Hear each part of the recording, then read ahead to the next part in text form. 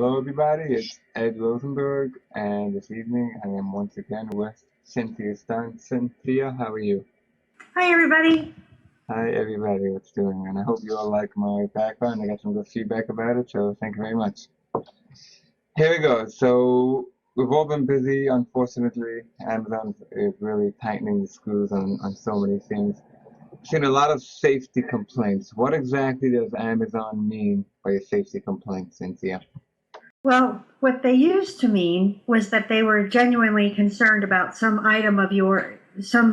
aspect of your product that really caused something dangerous to happen. I mean, think about, I don't know, recalls for baby strollers or something like that, like, right, something serious that could happen. That used to be what safety was about. And it's actually a different department in Amazon.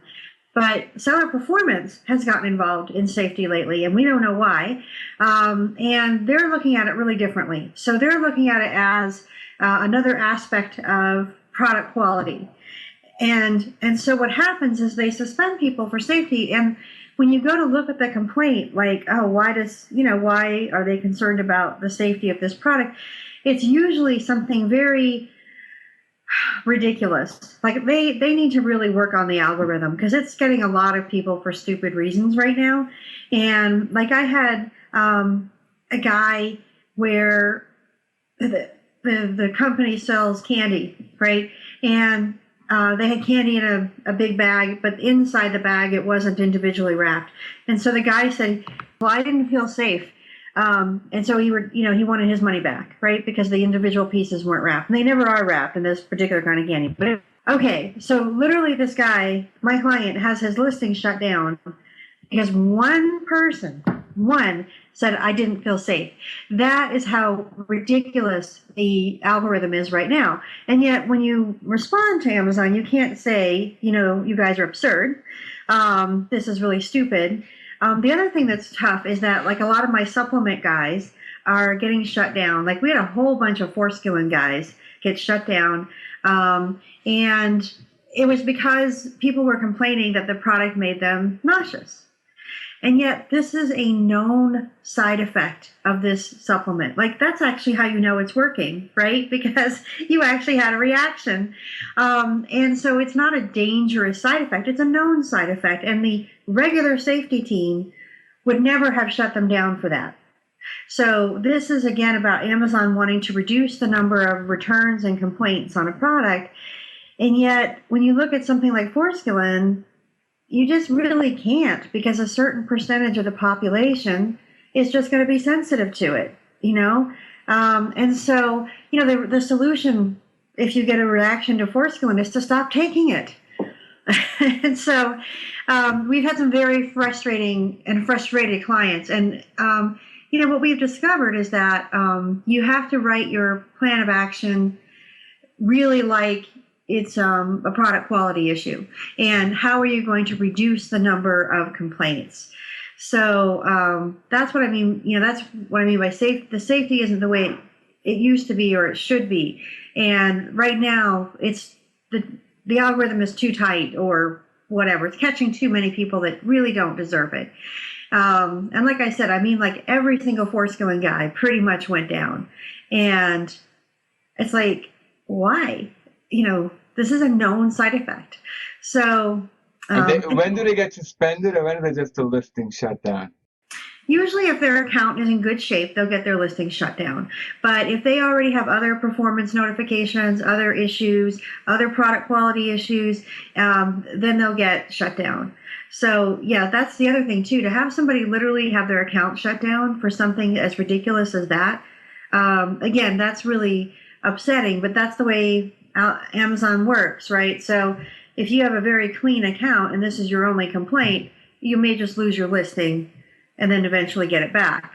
But if you have other things going on in your account, I mean, I had a client who had copyright infringements and, some product quality issues and, other things that they've been warned about over the past month or so.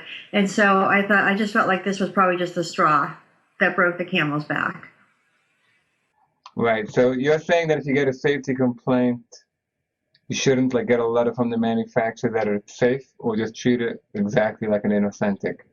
Yeah, treat it. I mean, I would just treat it like it's a product quality issue. And so you're going to tell them how you're going to communicate with the buyer. You might want to change your listing a little bit just to explain to buyers that, if they experience a headache, to not take it anymore. Or, you have to address it like it was a product quality issue rather than safety. Because actually, what we discovered early on is that if we sent them all the product testing and safety sheets, that didn't work. It wouldn't get them reinstated. They said, oh, this product was tested, a month ago for purity, this lot, blah, blah, blah. Oh, no, they don't care about that. And so that's what's ridiculous. That's why I said, like, the way you used to handle a safety complaint, that's what you're talking about, is proving that it's safe is not what they're looking for. They don't care. I think maybe like doing both may be a good approach. Yeah, you could, but you don't need to. That's what we've learned just through experimentation. Right. I mean, it wouldn't make sense because sometimes you have a few people obviously listing the same against the same ASIN. So how could it be safe from some sellers and not safe for others? Right. Well, and that's why if they're all sharing a listing, generally they'll take them all down. But a lot of times my clients are private label and this is their listing. Right. Okay. Now you have some kind of new service for private label sellers you were telling me about. Yeah, so we've just started this recently, but the other thing that Amazon is still shutting people down for, and in fact, I would say it's accelerated, is they have shut them down. I'm sorry, it's a little loud in here. They've shut them down for product reviews, right? And so what we've started to do is to help our clients figure out which of their product reviews are not compliant. So we have worked out a proprietary software solution that allows us to go inside their accounts on Amazon and really scrape the data. It takes a while, but we scrape the data and we can actually tell them which of their reviews are not compliant because maybe the first time, like the person may have written a review before they even got the product, right? That's not compliant. Or it may have been a product that they got at a discount, but they didn't say so in the review. The other reason why a lot of sellers are getting shut down for product review programs is they're having their friends and family write reviews for them. And so we need them to confess those. We can't figure that out with software, right? Like who's your friend? Only Amazon knows that apparently. But what I've realized from being able to look at this data the way Amazon does is that Amazon really has a God's eye view. I mean, they can see everything in such a way. There's just no way you're going to get away with anything, right? And so what we do is an audit where, if a client is suspended right now, we can tell them exactly which of their reviews are not compliant. They turn those over to Amazon and they lose them. I mean, Amazon will take them down, but at least we got to save some of them. Like we could save the compliant ones, right? The other thing we're doing for some of our clients who get a lot of product reviews every week is we're doing an ongoing campaign for them. So every week we're going to look at their reviews and make sure they're compliant. So this is primarily for private label sellers who are doing giveaways. Yes. It's just to keep them hopefully out of trouble. And hopefully we can catch, because sometimes, sometimes it is the reviewer's fault. Like a lot of them, they're just like professional reviewers, right? And so they just go get a bunch of products, write a bunch of reviews, and that's not really my client's fault, right? So what's nice about what we're doing is we can help them catch it like before Amazon does. And if they can't get the reviewer to fix it, then they can turn them over to Amazon to take down. And at least it keeps my clients out of trouble. What do you do in this scenario of the private label item and someone else from China or wherever starts listing against it? Mm-hmm. And, until you do a test buy and until you get them off, it takes like a year until it arrives. And it's amazing. Going off topic, we could like sell thousands of candies, and one customer can say they didn't feel safe, and these Chinese can list fake counterfeit items, and nothing happens. What's up? Mm-hmm. Well, I will tell you that is actually a priority for Amazon. It doesn't feel like it. It feels like their priority is to make our lives harder. But getting the counterfeiters off is a priority of theirs. And we have been helping our clients do this. One of the problems that happens with the private label guys always set themselves up correctly, and Amazon doesn't support them when they say, hey, this is my unique product, right? They just say, oh, you're just selling a generic. So that is one of the things we talk to clients about is really make sure you're set up right. So what we do is we just say, look, let's look at your account and see if your products are set up in such a way that Amazon will support you. It does make it easier. There are legal options. You could have a lawyer file against them. You could do copyright infringement against them.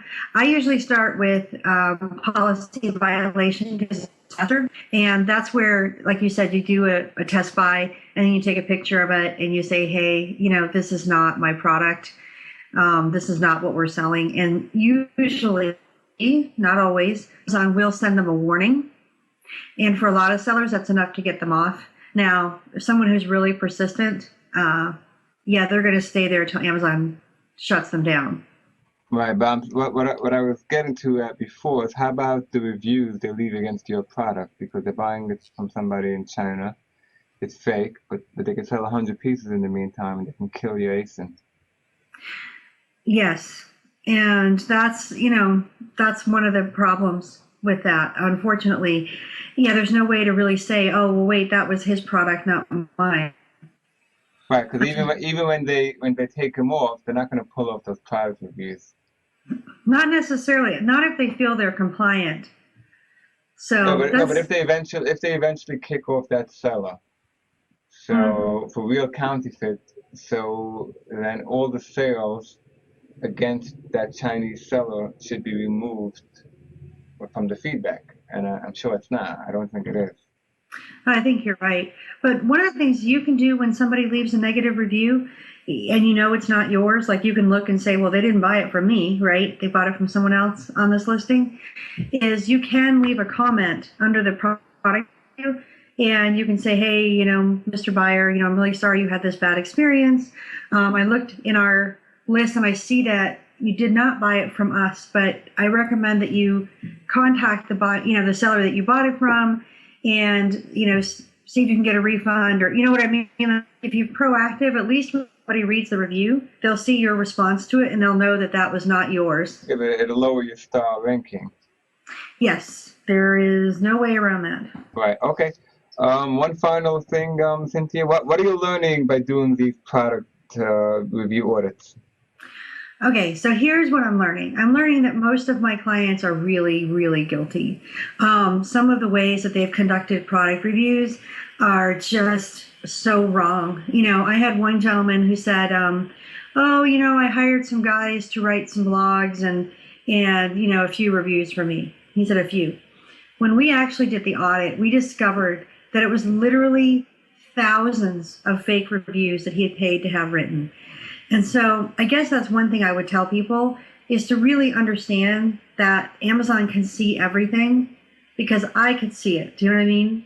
A few, he said. I'm like, there's like 10,000 of these. I'm in a year. Unbelievable. And so, but also sometimes people make mistakes with, using a review program or something like that. And I guess I just want people to know that Amazon can really see all of it. They know exactly where the reviews are coming from. So if you're using a service, they know that. They know, exactly when the product was sent, when it was received, when the review appeared. They can match the reviewer to the order, and I can too now. So I think that's the one thing we're learning is that, maybe people got away with things for a long time, but they can't anymore. Amazon's really cracking down on this. And they have the data to do it. And so that's the other thing too. Before we started doing our own audits, I used to have clients who we would have them go look through their reviews and, help us pick out the bad ones and all this stuff. And they invariably were inadequate. And then they would get the letter back from Amazon and they would be denied or refused because they didn't turn over enough reviews. And they'd say to me, does Amazon need every single review that's non-compliant? Yes. because they already know the answer. When they're asking you for that, they already know the answer. And so that's what I've learned. So I'm really hoping that this year we can help sellers stop bad reviews so they don't get in trouble anymore. When they say excessive, do they mean by ASIN or for the seller? Like, I mean, I don't know. Nobody knows exactly what excessive means. But is it based? Let's say I know for sure. Let's say 3 or 5 is okay per ASIN. But if you're doing it for a bunch of, if you're doing this for 100 different ASINs, it's 300 reviews a day. It's by ASIN. So, and it's by percentage of sales. So let's pretend that you're selling 100 units a day of a product. If your giveaways are more than 20% of that, so let's say you had, 19 to 22 giveaways, then you're in the danger zone and they'll probably shut you down. That's excessive. 20%? Yeah, that's excessive. So we tell our clients, and it seems to be working, that it needs to be between 15 and 18%. Now, this is for people who are doing it not as a launch. I'm not talking about products like in the first 2 weeks. I'm talking about products that they do this every single day, forever and ever, right? I have clients who do product reviews every single day for a product, or giveaways. And so I would tell you that excessive is if you give away between 15 and 18% of your daily sales, you should be okay. If it's more than that, you can get shut down for excessive. Really? We let have trial and error. Right. Well, so a product launch, it's okay to send like 5, 10 pieces just to get it going, right? Yeah, just to get those first few reviews up there. But here's the other thing I would tell you: if you've got like 20 reviews, in your launch, you probably should stop and drop down to a more lower level. And the thing is, as you sell, because Amazon wants to see conversions, right? So they'll let you launch for a little bit, get some reviews going, but then they want to see organic reviews and they want to see sales. And so if you're not getting real sales, that's when they start to get concerned. I see. How about these guys? A lot of people contacting me like on Facebook from all over the world. Hey, I can get your item linked to page number 1. What are they doing? They're usually manipulating the platform. So yeah, anybody who promises you that is doing something wrong, because there's really genuinely no legitimate way to get to page 1 overnight, right? I'm not saying you can't get there. I have plenty of clients who are page 1 legitimately, right? But it's not something that happens in 2 or 3 weeks. And so again, what Amazon wants to see is they want to see organic reviews. They want those reviews to be in line with the giveaways.